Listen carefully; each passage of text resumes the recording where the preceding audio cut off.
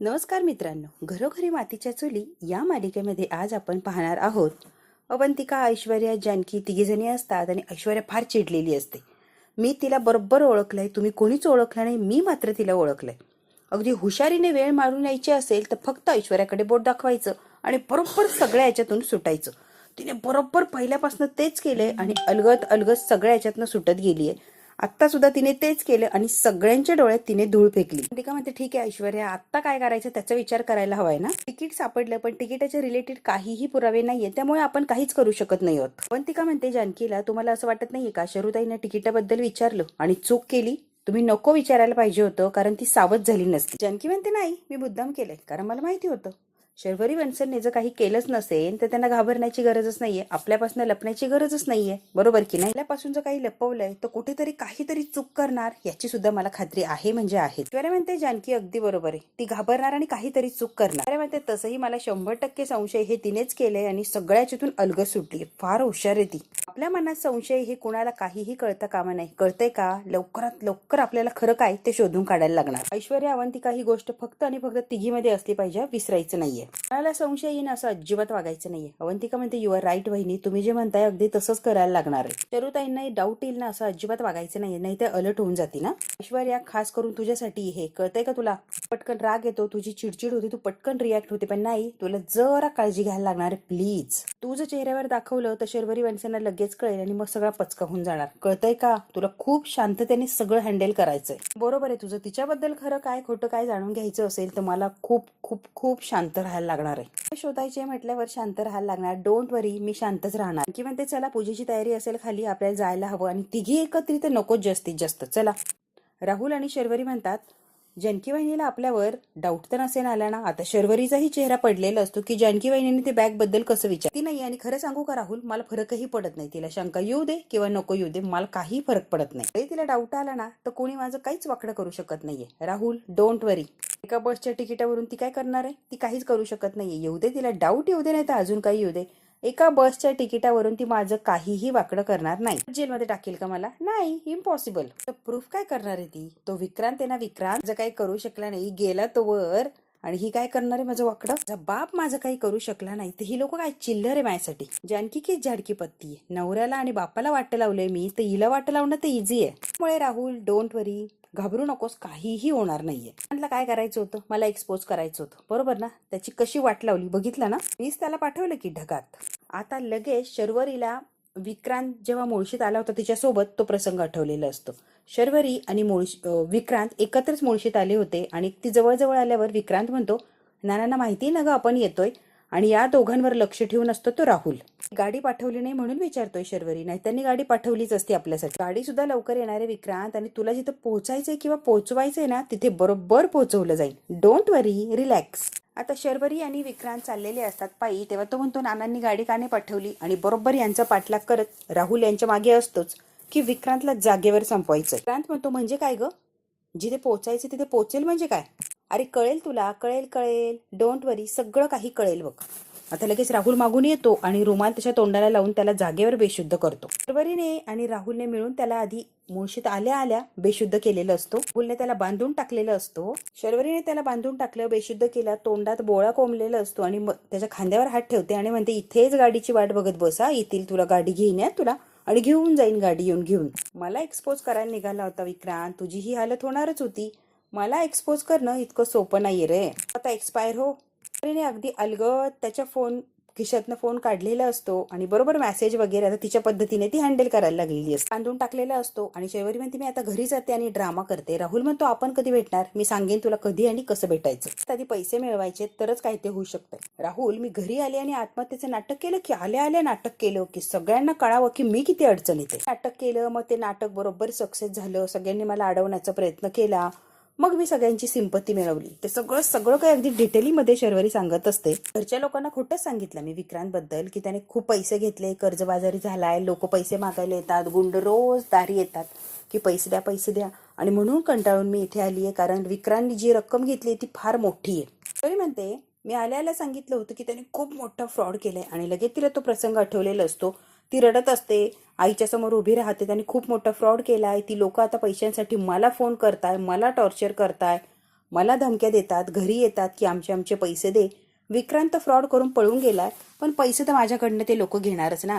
म्हणून ते लोक मला टॉर्चर करायला सारखी सारखी दारावर येतात आणि पैसे दे अशी मागणी करतात. बरी म्हणते, मी बनवलेल्या स्टोरीवर घरच्या सगळ्यांचाच विश्वास बसला रे. एका मिनिटात सगळ्यांनी विश्वास ठेवला की इमोशनल फुल एक नंबरची बावळट आहे. अजिबात तिला अक्कल नाहीये. नेहमी तिला पुढे पुढे पुढे करायचं असतं, मोठेपणा गाजवायचं असतो. आणि बरोबर तिने तेच केलं आणि बरोबर माझं काम झालं. त्यांना सांगितलं की पैसे द्या, तिला गरज आहे वगैरे वगैरे. आणि नाना तयार सुद्धा झाले रे पैसे द्यायला. त्या दिवशी मला ते पैसे देणार होते, त्या दिवशी ते मंदिरात गेले. दर्शन वगैरे घ्यायचं होतं त्यांना. आणि बरोबर मंदिराच्या मागे त्या दोघांना बघितलं. आणि मग काय, तिथून सगळा खेळ विचित्र आणि विचित्र सुरू झाला. नानांना किती समजवण्याचा प्रयत्न केला. आपल्याला जरी बघितलं ठीक आहे, त्यांनी विक्रांतची बाजू घ्यायची काहीच गरज नव्हती. पोरीची बाजू घ्यायची ना, पोरगी महत्वाची ना त्यांना. पण नाही, नानांना तर विक्रांतची बाजू घ्यायची होती ना. काही झालं तरी विक्रांत विक्रांत विक्रांत. किती समजावलं मी, बघितलं ना तू. पण नाही, त्यांना त्या विक्रांतवर विश्वास होता. त्यांनी जर त्या विक्रांतवर विश्वास ठेवला नसता तर आज नानांवर ही पाळी आली असती का नाही. आणि मी कशाला स्वतःच्या हाताने नानांना ठेचलं असतं. नाना येतात शर्वरीला असं ओढतात आणि म्हणतात, काय चाललं, या माणसाबरोबर काय करते इथे तू. खूप चिडलेले असतात शर्वरीला राहुलच्या बरोबर बघून. नाना इतके संताप झालेला असतो नानांचा ना. मी ते तुम्हाला सांगणारच होते. अगदी ततमम करायला लागलेली असते शर्वरी. काय करावं आणि काय नाही तिला सुचत नसतं. नाना म्हणतात, एक पण शब्द बोलू नको, तुझं काहीतरी चाललंय हे कळत होतं, पण इतकं घाणेरडं काही चाललं असेल असं वाटलं नव्हतं शर्वरी. विक्रांतसारख्या साध्या सरळ माणसाची तू फसवणूक करते आणि इकडे हे उद्योग करतेस होय. जराही लाज वाटत नाही का शर्वरी असं वागताना. आता शर्वरी ती किती चांगली आहे किंवा तिचं म्हणणं ऐकून घे असं खूप प्रयत्न केलेला असतो. पण नाना इतके संतापलेले असतात की नाना काहीच ऐकत नाही. त्यांच्यावर खोटे नाटे आरोप केले, बिचाऱ्याने हे केलं ते केलं. खरं तर सगळं तूच केलंय आणि त्याच्यावर सगळं लावलंय. जराही लाज वाटत नाही का ग शर्वरी. इतके बोलत असतात त्या शर्वरीला, इतके की बस. त्यासाठी विक्रांतबद्दल नको ते आमच्या मनात भरवलं, नको ते आम्हाला सांगितलं. का ग अशी वागलीस. त्याच माणसाबरोबर फिरून विक्रांतचे पैसे उडवले. मुलगी म्हणायला सुद्धा लाज वाटतीये. तुला जराही लाज वाटली नाही का ग हे सगळं करताना. नाना इतके बोललेले असतात. शर्वरीची अक्कल जागेवर आणण्याचा प्रयत्न करतात, पण शर्वरी इतकी बिघडलेली असते की ती जागेवर येईल या अवस्थेत ती राहिलेली नसते. पूर्ण व्हायला गेलेली असते. ती आता सुधारेल ही अपेक्षाच नसते. तरी सुद्धा नाना शर्वरी सुधारेल यासाठी बडबड करत असतात, प्रयत्न करत असतात. पण खरं तर तसं काहीच होणार नसतं. नाना म्हणते, बास, खूप बोलला आणि मी खूप ऐकलं. आता एकदम आवाज बंद करायचा. तुम्ही काहीही बोलाल, वाटतेल ते बोलाल आणि मी ऐकून घेईन असं काही होणार नाही नाना. त्यामुळे शांत बसायचंय. आता खूप बोललात आणि मी खूप ऐकलं, एकदम शांत बसायचंय. नाना म्हणतात, काय मला उलट उत्तर करतेस. हो, तुम्हालाच करतेय. म्हणालात मुलगी म्हणायची लाज वाटतेय. नाना म्हणतात, हो लाजच वाटते ना. तुला माझी मुलगी म्हणायची मला लाजच वाटते, तेच सांगण्याचा प्रयत्न करतोय मी. खरंच लाज वाटते मला लाज वाटते ना मुलगी म्हणायची. मग मी कशाला चांगली वागून आणा. लाज वाटते असंच वागते की. हा माणसाबरोबर फिरते म्हणजे हा दुसरा तिसरा कोणी नाहीये. राहुल प्रेम आहे त्याच्यावर आणि मी त्याच्याशी लग्न सुद्धा करणार आहे. अफेअर त्याच्यासोबत. कळालं सगळ्या गोष्टींचा झाला का उलगाडा. नानांना इतका धक्का बसतो की स्वतःच्या तोंडाने ही कबूल करते राहुलवर प्रेम आहे. आम्ही अफेअर म्हणजे माझं अफेअर आहे त्याच्यावर. नानांना आता काय बोलावं आणि काही नाही काही सुचत नाही. इतका संताप झालेला असतो की निर्लज्जपणे हिने स्वतःच्या तोंडून कबूल केलेलं असतं की माझं अफेअर आहे. हो, तुम्ही बोललात ना ते अगदी बरोबर आहे. विक्रमच्या नावावर पैसे उडवलेत की मीच सगळा पैसा उडवला, आईश केली, मज्जा केली. काय करायचंय तुम्हाला आणि काय म्हणणं आहे तुमचं. तुम्ही बोला की, म्हणणं काय तुमचं. ना म्हणतात, पोलिसांमध्ये दे ना तुला. हे फालतू प्रकार थांबवायचे आणि वेळेत चूक सुधारायची. ती म्हणते, काय फालतू प्रकार म्हणजे मी राहुलवर प्रेम करते तो फालतू प्रकार आहे का. चांगला माणूस आणि त्याला फसवू नको. कोणाच्याही नादाला लागून त्या बिचाराला फसवू नको आणि चांगला संसार मोडू नको. शर्वरी अजूनही जागेवर आहे. त्या सोडून या मूर्ख माणसाशी संबंध जोडले. जराही लाज वाटत नाही का ग शर्वरी. आपण काय वागतो काय करतो याची जरी जरा भान बाळग ना. याला मूर्ख म्हणायचं नाही या प्लीज. शेवटचं सांगतो, या मूर्ख माणसाची संगत सोड आणि विक्रांत बरोबर सुखाने संसार कर. अजूनही माघारी फिर. ती म्हणते, नाही मी नाही करणार. विक्रांत बरोबर संसार करणार नाही म्हणजे नाही. मी याच्यावर प्रेम करते आणि याच्या बरोबरच मला राहायचंय. विक्रांत बरोबर मी जाणार नाही आणि संसार बिवसार तर खूप लांबची गोष्ट आहे. कळालंय का नाना. परत मला तेच सांगायला जाऊ नका. काही झालं तरी मी राहुलला सोडत नसते. काहीही झालं तरी मी त्याचा हात सोडणार नाही म्हणजे नाही. नानांना अजून संताप होतो की किती निर्लज्जपणे माझ्या तोंडावर बोलती ही. प्रेम आहे याच्यावर आणि विक्रांतकडे माझ्यासाठी वेळ कुठे आहे. माझ्यावर प्रेम करायला, मला जीव लावायला, मला समजून घ्यायला त्याच्याकडे अजिबात वेळ नाहीये. विक्रमचं नेहमी काम काम काम काय चाललेलं असं त्याला माहिती. त्याचं प्रेम नाहीये माझ्यावर. मला प्रेम करता येत नाहीये. तर मी का त्याच्याबरोबर संसार करू. आणि सुखाने संसार हे तर होऊच शकत नाहीये कारण तो फक्त कामातच बिझी असतो. कळायलाय का नाना. त्यामुळे सारखं सारखं तेच ते सांगू नका की तो चांगला आहे, त्याच्याशी संसार कर, प्रामाणिक राहा, असं काही एक होणार नाहीये. तरी हद्द पार करून नानांशी काहीही बोललेली असते. आपण बाबाच्या समोर बोलतोय याचं सुद्धा तिला भान राहिलेलं नसतं. ती काहीही बोललेली असते. सगळ्यात महत्वाचं, नाना, या सगळ्या भानगडीत पडायचा संबंध काय येतोय तुमचा? तुम्ही कशाला संबंध याच्यामध्ये डोकं लावताय? आम्ही बघू की आमचं आमचं काय करायचंय. तुम्ही कशाला शिकवताय? मी राहुल सोबत राहायचंय की विक्रमच्या सोबत राहायचंय? नाना म्हणतात, शर्वरी, जरा पण लाज शिल्लक नाहीये का ग? वाटचे जे काही पैसे असतील ना ते द्या, मी इथून लगेच निघून जाते, मग तुमचा आणि माझा काही एक संबंध राहणार नाही. नाना म्हणतात, शर्वरी, माझ्याशी नीट बोला, अजूनही सांगतोय तुला, नीट बोल. नीट बोला, तुला अजूनही सांगतोय, लक्षात ठेव, मी समोर उभा आहे तुझ्या. नाना, शहाणपणा शिकवू नका, बस. शहाणपणा मला शिकवायचं नाही, मी शर्वरी आहे. नाना एक सटकन अशी कानाखाली ठेवून देतात शर्वरीच्या. अक्कल जागेवर येईल कदाचित, पण नाही, तिची अक्कल जागेवर येत नाही, ती पिसाळलेली असते. तू पैसे देणार, गुपचूप निघून जाणार. वा रे वा, सगळं तूच ठरवणार आणि तूच करणार. आता नीट ऐकायचं, जोपर्यंत मी जिवंत आहे ना, माझ्या संपत्तीतला 1 रुपया सुद्धा तुला मिळणार नाही, हे स्पष्ट आहे. आणि तू हे नीट डोक्यात फिट कर. ती व्हायचा लगेच चालती व्हायचं. म्हणतात, तुझ्यासारखी उद्धट आणि बेशरम पोरगी जन्माला घातली ना, या गोष्टीचीच मला लाज वाटतीये. ही भाषा, तुझा हा माज बघून मला असं वाटायला लागले, याआधी माझे डोळे का नाही मिटले. एक बाप म्हणून स्वतःला लाज वाटतीये मला की तुझ्यासारखी निर्लज्ज पोरगी जन्माला घातली. नाना इतकं वाईट वाटलेलं असतं, इतका संताप होत असतो. शर्वरी म्हणते, काय डोळे मिटावे अशी इच्छा आहे का? मी इच्छा पूर्ण करते की, मी लगेच डोळे मिटवते तुमची ही इच्छा मी पूर्ण करते, लगेच तुमचे डोळे मिटवते. तुम्ही अजिबात टेन्शन घेऊ नका, एका मिनिटात तुमची इच्छा पूर्ण करते. मुलगी आहे मी, कर्तव्य आहे माझं. शर्वरी मागचा पुढचा विचार करत नाही. खूप मोठा दगड असतो समोर, उचलते आणि डायरेक्ट नानांच्या डोक्यात घालते. नानांना कल्पना सुद्धा नसते की असं काहीतरी करू शकतेय. डायरेक्ट नानांच्या डोक्यात दगड घालते की नाना डायरेक्ट खाली कोसळलेले असतात. राहुलला इतका धक्का बसतो की शर्वरी हे काय करते. शर्वरी अगदी पिसाळलेली असते आणि ती काहीही करू शकते, तिने हे दाखवून दिलेलं असतं. डोक्यात दगड घालते आणि नाना जागेवर खाली कोसळलेले असतात. राहुल घाबरलेला असतो. राहुल म्हणतो, शरू तू काय केलंस? तुझं तुला तरी कळतंय का? अगं वडील आहेत तुझे ते. शर्वरी अगदी बेफाम सुटलेली असते. ती नानांना मारते आणि नानांच्या जवळ जाऊन बसते. राहुल मात्र खूप घाबरलेला असतो की ही शर्वरी अशी काय वागतीये, डायरेक्ट बापाला मारून टाकलं. शर्वरी नानांच्या मुर्द्याजवळ बसलेली असते आणि म्हणते, माझा हिस्सा घेण्यापासून मला कोणी वाचू शकत नाहीये, कळलं का नाना? मला शहाणपणा शिकवायला निघले होते ना, बघितलं ना मीच कसा शहाणपणा शिकवला. तिला काहीही वाटत नसतं, ती रडत नसते किंवा घाबरलेली सुद्धा नसते. राहुल घाबरलेला असतो आणि राहुल अगदी थरथर कापत असतो. शर्वरीवर काही एक परिणाम झालेला नसतो. बोलत असते नानांच्या जवळ बसून, तेवढ्यात काय लांबून जानकी येताना राहुलने बघितलेली असते. राहुल आता म्हणतो की शर्वरी, जानकी वहिनी येत आहे. जानकी येते म्हटल्यावर शर्वरी उठते. राहुलला वाटतं की ही पळून जाईल, पण ती पळून जात नाही. मधनं रुमाल आणते आणि नानांच्या डोक्याला जे रक्त लागलंय ना, ते रक्त थोडंसं ती घेऊन जाते. ती म्हणते, मी किती दुर्दैवी बघ की, नानांच्या डोक्यात दगड घातला तरी सुद्धा ती जिवंतच राहिली की. तर सगळ्या गोष्टी राहुलला माहिती असतात, तरी सुद्धा हिला आठवण आलेली असते ना, ती पहिल्यापासून शेवटपर्यंत सगळं राहुलला सांगत असते. आतापर्यंत काय काय आणि कसं कसं घडत गेलं, नानांना आणि विक्रांतला हिने कसं मारलं आणि सगळ्या याच्यातून ती कशी बाहेर पडली. नाना एवढं मारून सुद्धा ते जिवंत राहिले आणि मी त्यांना मारलंय हे कोणाला सांगू नये म्हणून हॉस्पिटलमध्ये गेले आणि ऑक्सिजन सप्लायच बंद करून टाकला. म्हणजे कायमचे नाना गेले की. त्यांच्या रूमच्या बाहेर जानकी झोपलेली असते आणि बरोबर मध्यरात्री येऊन शर्वरीने ऑक्सिजन सप्लाय बंद केलेला असतो. नाना अगदी तडफडून गेलेले असतात. हा सगळा प्रसंग शर्वरीला आठवत असतो आणि तसाच्या तसा ती परत राहुलला सांगत असते. खरं तर नानांच्या मृत्यूच्या याच्यात राहुलचा काही एक दोष नसतो किंवा त्याने काही केलेलं नसतं. जे काही केलंय ते फक्त शर्वरीनेच केलेलं असतं. ती म्हणते, ऑक्सिजनचा सप्लाय बंद केला, मला वाटलं नाना गेले, पण तरी सुद्धा तो म्हातारा जिवंतच राहिला की. 2दा त्याला मारलं पण तो काही मेला नाही. मस्तपैकी प्रॉपर्टीच्या वाटण्या बिटण्या सगळं होईल, छान माझं मला सगळं मिळेल, पण नाही, सगळं उलटच झालंय. राहुल म्हणजे जो विचार केला त्यापेक्षा अगदी उलटच सगळं घडत गेलं. जाता जाता सगळीच खेळी खेळून गेले रे. सगळी प्रॉपर्टी त्या जानकीच्या नावावर ठेवली आणि 1ही रुपया कोणाला देता येणार नाही असं लिहून ठेवलंय. आणि जानकी तर काय तसलीच आहे ना, शब्द पाळणारी.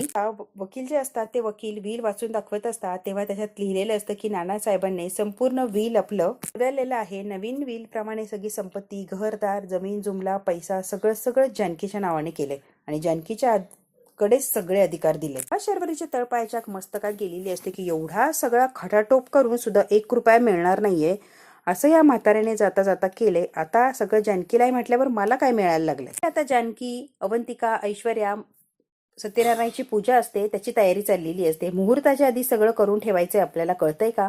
हो, सगळं तयारी झालीये वहिनी, अगदी. गुरुजी आले की आपण सुरूच करूया, तुम्ही टेन्शन घेऊ नका, जवळजवळ सगळंच झालंय. ऐश्वर्या म्हणते ते पूजेसाठी इथे आले की त्यांच्या खोलीत जाते आणि झडती घेते. कसं वाटतंय तुला? अरे असं करू नको. शर्वरी माणसांना जरा जरी संशय आला ना तर रामायण महाभारत घडवे ना ती पोरगी. त्यामुळे प्लीज काही करायला जाऊ नको आणि आत्ता तर काहीच करू नकोस. बसणार. ऐश्वर्या काय थांबायला तयार नसते. ऐश्वर्या म्हणते काही करून एक्सपोज करायचंय म्हणजे करायचंच आहे मला. काय आहे ना हे सगळ्यांच्या समोर आलंच पाहिजे. जानकी घाबरलेली असते. ती म्हणते नको, तिला जर कळालं तर उगाच ती तमाशा करेल. असं काहीच करायचं नाही. पूजा करायची ना व्यवस्थित पूजाच करू दे. नको कशात काही करायला. ते जेव्हा मंदिरात जातील ना तेव्हा करू की आपल्याला काय करायचंय. ऐश्वर्या म्हणते तेवढं वेळ मी थांबू शकत नाहीये. कधी एकदा पडदाफाश कळतीये ना असं झालंय आणि त्या शर्वरीचा खरा चेहरा कधी सगळ्यांना दाखवते ना जानकी असं झालंय. आता जानकी आणि अवंतिका ऐश्वर्याला म्हणत असतात शांत बस, आत्ताच काही करू नको आणि मुळात घाई करू नको. घाई केलं तर हाताला काहीच लागणार नाहीये. पण नाही, ऐश्वर्या थांबायला तयारच नसते. एखादी संशयास्पद गोष्ट असेल तर उद्यापर्यंत ती वस्तू गायब करून टाकेन. ती एवढी हुशार नक्कीच आहे, हे तर तुला माहितीच आहे. त्याच्याकडे वेळ नाहीये. पूजेसाठी तयार होत असेल, इकडे यायची तयारी चालली, त्यामुळे लगेच लपवालपवी करायला वेळ नाहीये. आत्ता मला नक्की काहीतरी सापडू शकते आणि हा चान्स आहे जानकी. प्लीज हा चान्स माझ्याकडून घेऊ नकोस. मला आत्ता काहीतरी नक्कीच करता येईल. जेव्हा येईल ना ती तेव्हाच माझ्याकडे वेळ आहे आणि तीच वेळ मी साधली पाहिजे. ती इथे बसणार पूजेला आणि मग काय अर्धा तास तरी ती उठणार नाही. तेवढ्या वेळात अख्खं रूम तिचं तपासते की मी. खोलीत जाऊन झडती घेऊ की पूजेला बसल्यावर तिला काय उठता येणार नाहीये.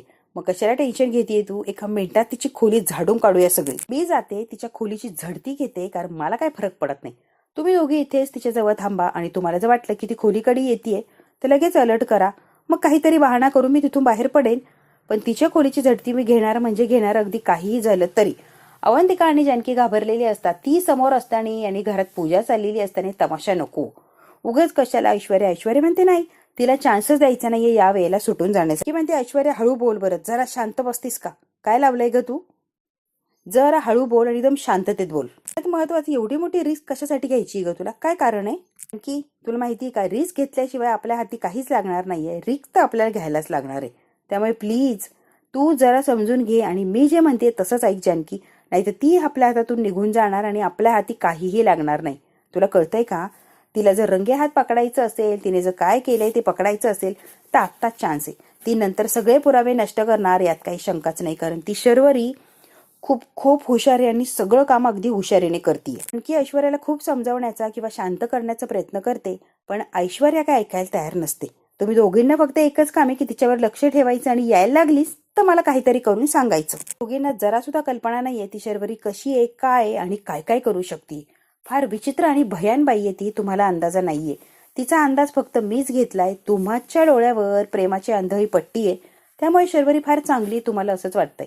मी पहिल्यापासून तिला ओळखलं, पण तुम्ही विश्वास ठेवला का. नाही, प्रत्येक वेळेला मला धुडकावून लावलं आणि मी कशी चुकीची हे दाखवून द्यायचा प्रयत्न केला. बरोबर ना ग अवंतिका. आता दोघींनी सुद्धा खाली माना घातलेल्या असतात, कारण ज्या वेळेला शर्वरी घरात पाऊल ठेवते त्या वेळेपासून जानकी म्हणत असते की ते चांगलं आहेत आणि ऐश्वर्या म्हणत असते की नाही ही नाटकं करतीये, फक्त आणि फक्त पैसा लुबाडण्यासाठी आपल्या घरात आलीये. पण ऐश्वर्यावर कोणीही विश्वास ठेवलेला नसतो. आपल्याला ताका सूर लागू देणार नाहीये. ती इतकी शार्प आहे ना की ती इतक्या सगळ्या गोष्टी बदलेन आणि इकडच्या तिकडे करून ठेवेन. कळतंय का तुला. ऐश्वर्या म्हणते जानकी आता तरी समजून घे ग, विश्वास ठेव माझ्यावर. जानकी म्हणते ठीक आहे पण सगळं सांभाळून कर, कारण त्या हुशार आहे हे तर तुला माहिती आहे आणि त्या एका मिनिटात पकडतील यातही काही शंका नाहीये. त्यामुळे खूप खूप बारकाईने काम करायला लागणार आहे. ऐश्वर्या म्हणते हो तू टेन्शन घेऊ नको, तू फक्त माझं काम कर की तिच्यावर तू लक्ष ठेव, बाकी सगळं मी करते. इकडे आता अजून सुद्धा ही शर्वरी तयार व्हायचं सोडून राहुलला कहाणी सांगत असते नानांची आणि विक्रांतची.